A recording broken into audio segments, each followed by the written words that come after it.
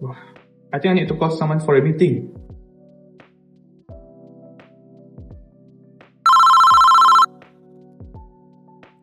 Huh? The phone ringing.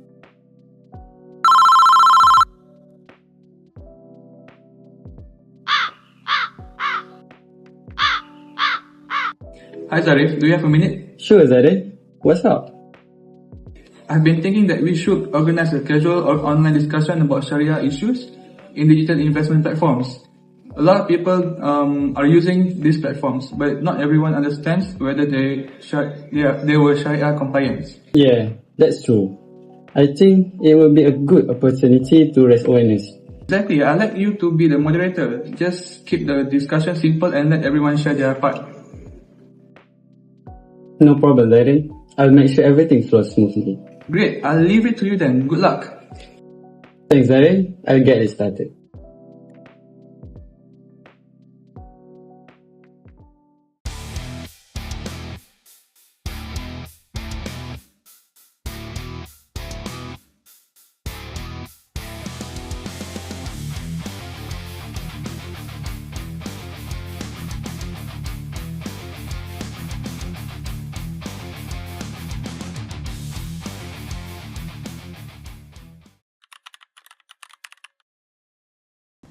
Assalamualaikum and hi everyone.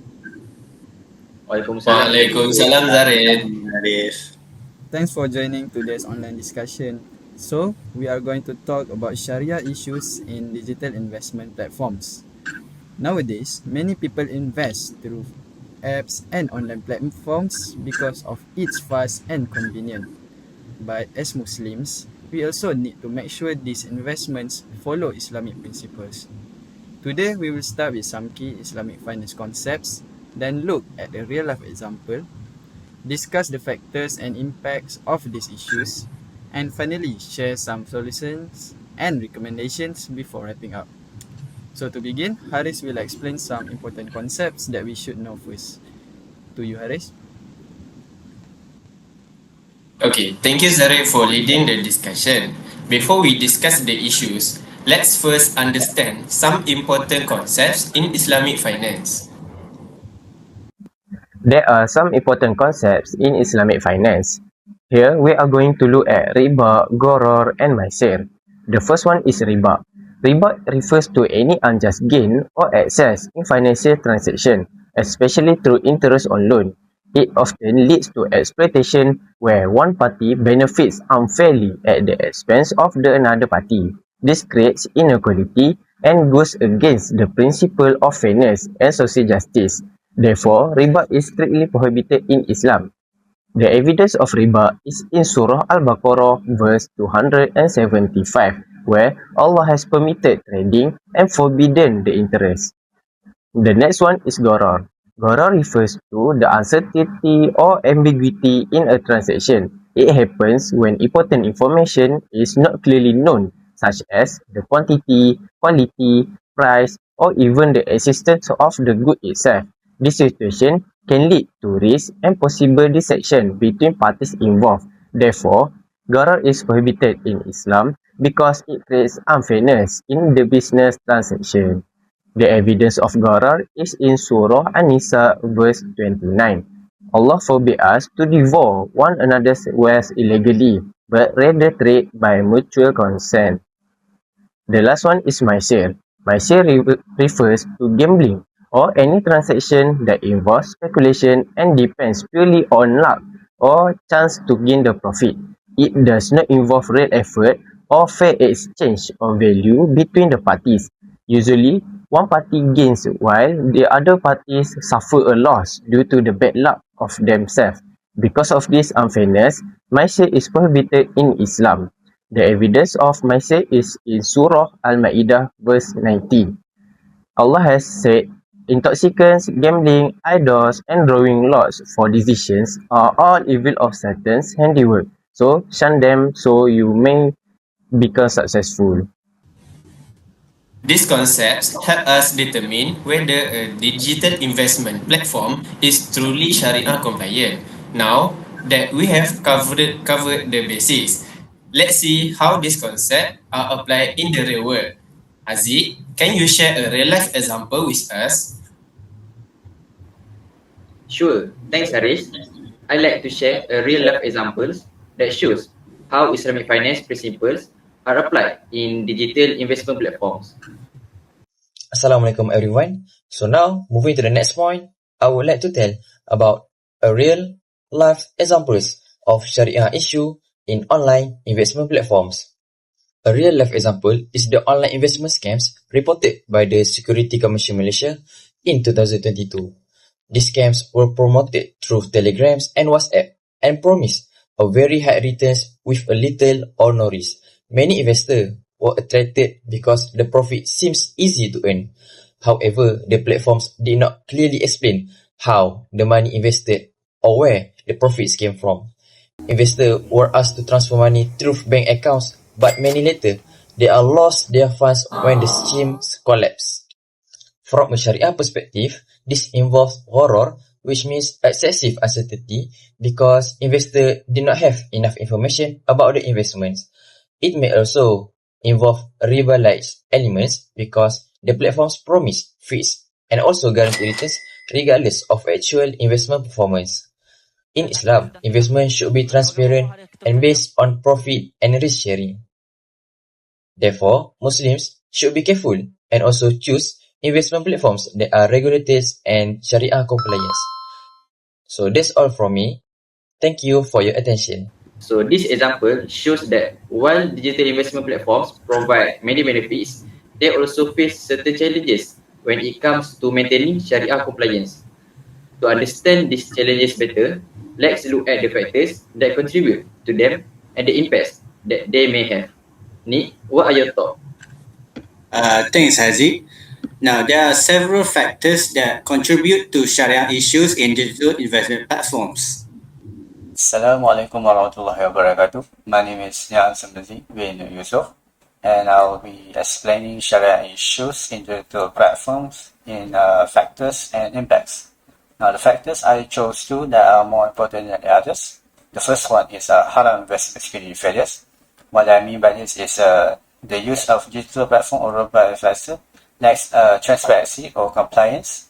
What this means is that they may or may not introduce riba, interest, or gahar uncertainty, and may mistakenly allocate your funds to such and such investments and they are of course prohibited under Sharia.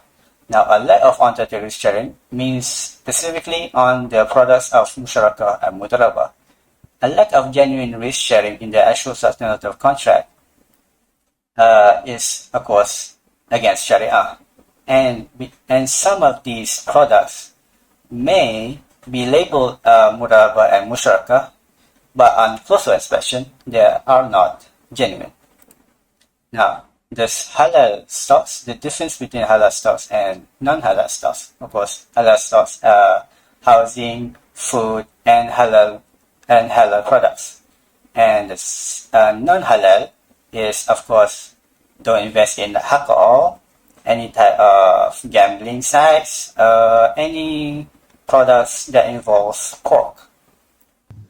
These factors can have both positive and negative impacts. On one hand, digital platforms make investing easier and more accessible. On the other, a lack of transparency or proper Sharia monitoring may create uncertainty among investors.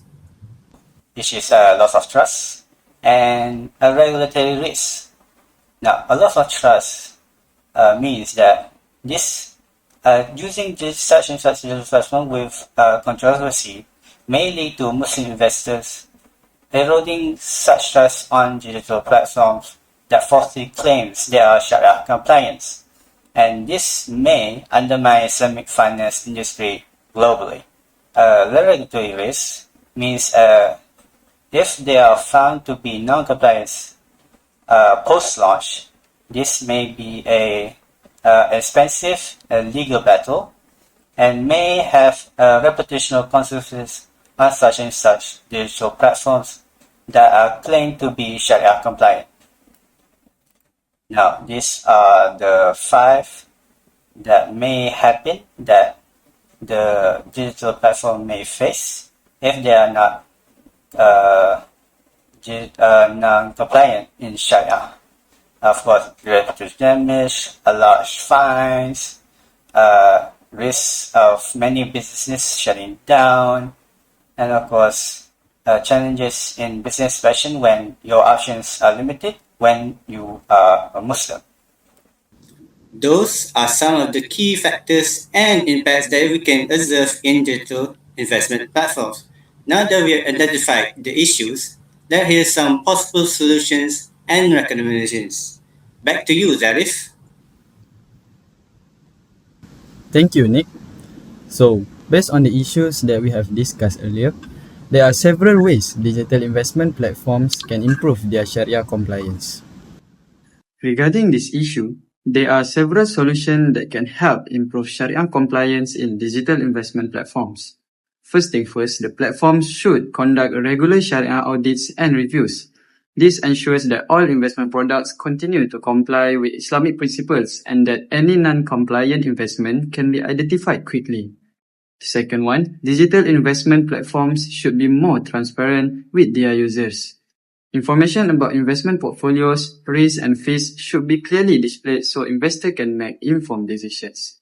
Another solution is to involve qualified Sharia advisors in monitoring the platform's operation. Their expertise can help ensure that investment activities remain aligned with Islamic guidelines. Besides that, I would also recommend that platforms invest more in user education and provide clearer information about how investments are selected and monitored. As for the recommendations, I believe investor education should be given greater attention. This is because many users are interested in investing but may not fully understand concepts such as riba, gharar, and Sharia compliant investing. Platforms can provide educational content, webinars, or simple guides to help investors improve their knowledge. The second one, I would also recommend that regulators and financial institutions work together. This is to establish a clearer Sharia guidelines for digital investment platforms in Malaysia. This can help create a greater consistency and increase public confidence in Islamic digital investments. And lastly, I would recommend that digital investment platform introduce a user-friendly feature such as Sharia compliance indicators or badge for each investment product. This will make it easier for investors to identify which investment meet Islamic requirements without having to conduct extensive research on their own. So, by implementing these improvements, digital investment platforms can build a greater trust among users and better align with Islamic finance principles.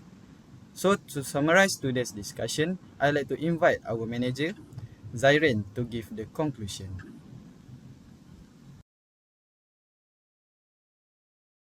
Thank you, everyone. As the CEO and manager of this project, I would first like to express my appreciation to Zarif, Hariz, Haziq, and Nizar for successfully conducting this discussion on behalf of the team. Although I was unable to join the meeting earlier, I had entrusted the team to explore and discuss the topic of Sharia issues in digital investment platforms, and I am pleased with the insights that have been shared today.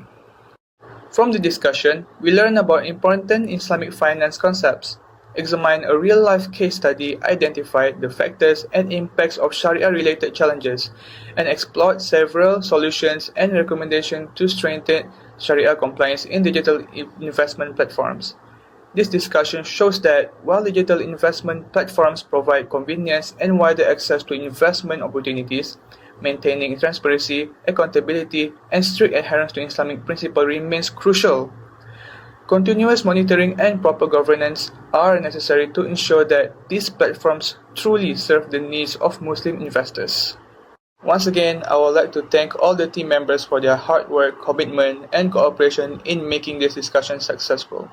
Your contributions have helped create a meaningful and informative discussion on this important topic. Thank you everyone for your attention. Assalamualaikum and goodbye.